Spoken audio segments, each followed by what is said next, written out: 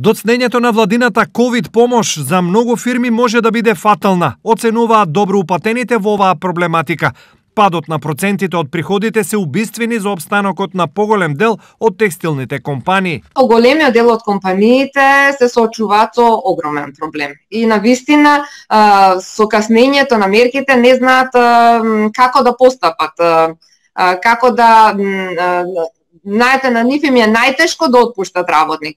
Вложувале во тој работник, во негова едукација, во негово остручување, најтешко е да се отпушти работникот. Меѓутоа, доколку овој пакет на мерки не вроди со плод, односно не допре до загрозените компании на кои што се потребни, нема од каде од друго место да се обезбедат средства за плата.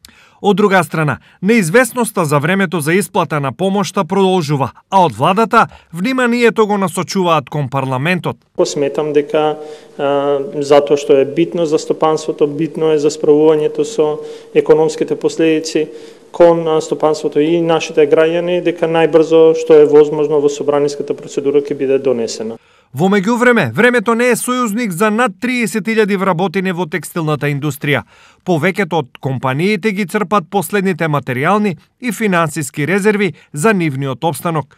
Како оваа пролет ќе се рефлектира врз нивната работа и екзистенција, ќе покажат наредните чекори, како од владина, така и од страна на текстилците, особено на инопартнерите, каде исто така многу простор за оптимизам нема.